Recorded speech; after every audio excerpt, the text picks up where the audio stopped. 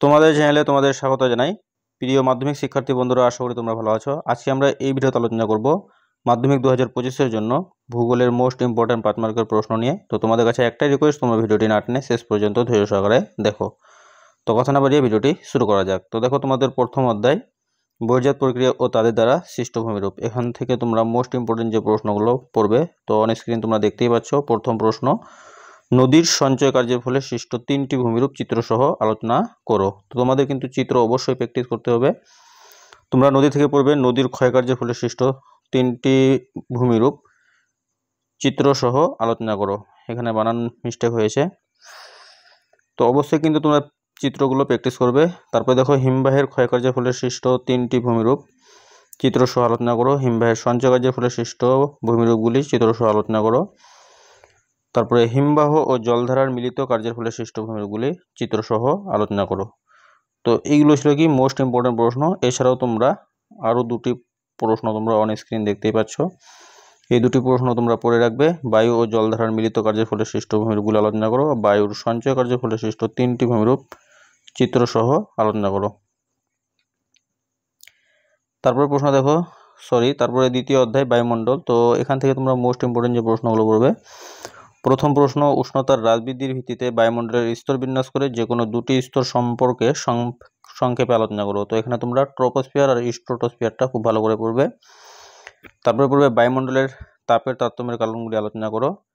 তারপরে বৃষ্টিপাতের শ্রেণীবিভাগ করে যে কোনো একটি বিভাগ চিত্রসহ আলোচনা করো। তো তোমরা এখানে শৈলক্ষেপ বৃষ্টিপাতের চিত্রটা প্র্যাকটিস করে রাখতে পারো, মোস্ট ইম্পর্টেন্ট প্রশ্ন।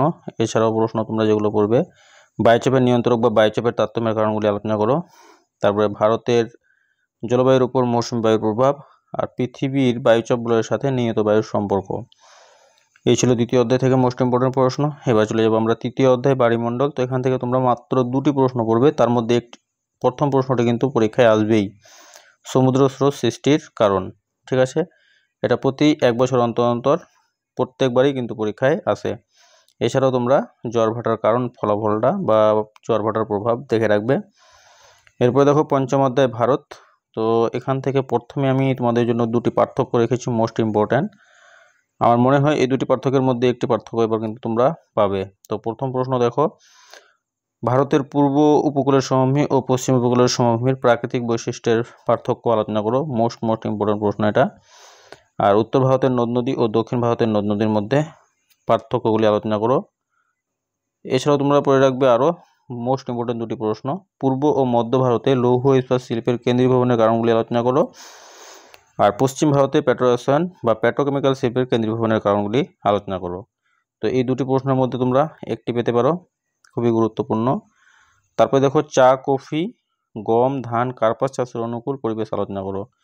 তো প্রত্যেক বছর কিন্তু এখান থেকে প্রশ্ন হয়। ঠিক আছে, তো তোমরা এগুলো অবশ্যই দেখে রাখবে। এবার মনে হয় ইক্ষুটা এসেছিল।